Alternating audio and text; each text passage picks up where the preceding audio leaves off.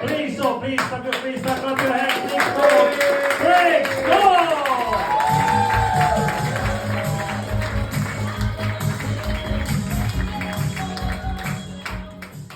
Manchester, are we good? Yeah! Just gotta let you digest that accent there for a second. I am Italian.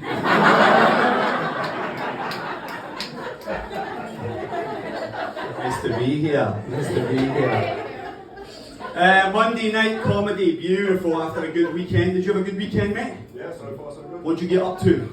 This is my grandma. So far, do you think the weekend's still happening? Having a fucking brilliant weekend. I had a decent weekend, it was alright. Friday was good, Saturday was great, Sunday, fucking miserable. Right? There's one reason for this. I've taken up a new hobby, being an uncle, right?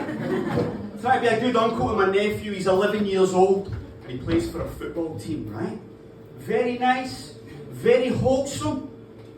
He's fucking hopeless now. Terrible, no future in the game. I don't know why he's bothering. Remember when you were in school, when you would do that three-legged race where you would tie your middle leg and that's how he runs with two legs? We watch him play football on the weekend, right? The team are fucking rubbish. 88 minutes gone. They are being pumped. 8-0, right? There are 2 minutes left on the clock. I've made peace with that, personally. Just as we're gathering our things, somebody's dad stands up behind me. 8-0 down, 2 minutes left. This guy goes, "Hey! Let's start communicating!"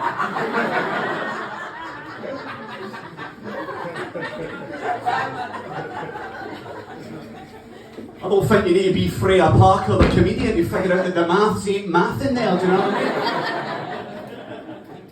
So we leave, but you need to be thick-skinned if you want to play for a shite football team and be a shite footballer, right? Growing up in Glasgow is about being thick-skinned. I can tell you, the hardest thing that I had to endure during my adolescence was having this fucking monstrosity stuck to the middle of my forehead when the Sugar Babes released the song "Push the Button."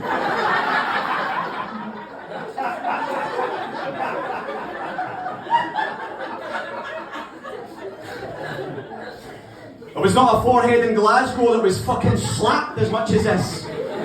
2005, let me tell you. But it's not all bad though, because I am married to a Sri Lankan Hindu woman. With this, every fucking Diwali I just moonwalk in like that. How you doing, alright?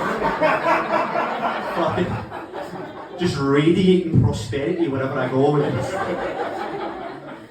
There's only one thing I'm hoping for with this stuck to the middle of my head, right? Another positive outcome. And that is the very, very slim possibility that one day a sniper might be lining me up for 200 yards for a headshot. And he might go, "Somebody's fucking beat us to it, let's go home." For Glasgow, as I said, there's two kind of main parts of Glasgow. So the city centre and the West End, right?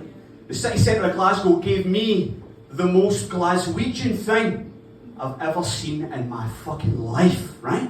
Out for a few beers, had a few too many and phoned a taxi. Waiting for the taxi outside, and I heard this unmistakable sound, right? So I look around and I locate it.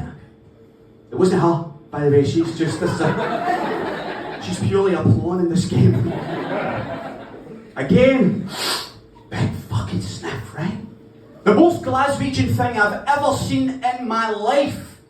It was a guy snorting a line of coke off a wall-mounted defibrillator.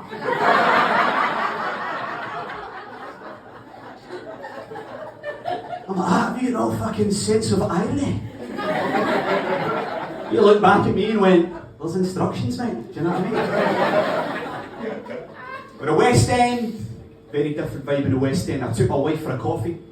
We're buying the coffee, There's all these kind of posters up on the wall, right? And one poster caught my eye. All it was a black background, yellow font, and all it said on it, 2 words: resist racism. That was it. Resist racism. And that stuck with me, right? Because I thought that terminology's a little bit weird, isn't it? Because I've heard racism described in loads of different ways. I've heard it called abhorrent. I've heard it called disgusting. I've heard it called unforgivable. I've never heard it called irresistible. And then I was in the West End, we were in the pub. My wife was racially insulted, right? Not cool. I got in a fight with this guy. I was incensed. I thought it was my duty to stand up for my wife. And I battered the guy. I was biting his ear. I was squeezing his arse. I don't know what that had to do with the fight. Great fucking arse on him though. And as I won that fight, I was very proud. I wore it as a badge of honour, right? And I have done. Until I seen that poster. And I thought to myself, what if he just couldn't fucking resist? Me and my wife having a hard time. I'll leave you on this one last story. She says, we never talk, we do not speak. She's leaving. She's got a bag. She's on the way out the front door. I see my whole life flash before my eyes. My whole relationship leaving me. And as she goes to leave, I give it one last go. I just shout out to her, hey! Let's start communicating! Thanks very much. Have a good night. Cheers.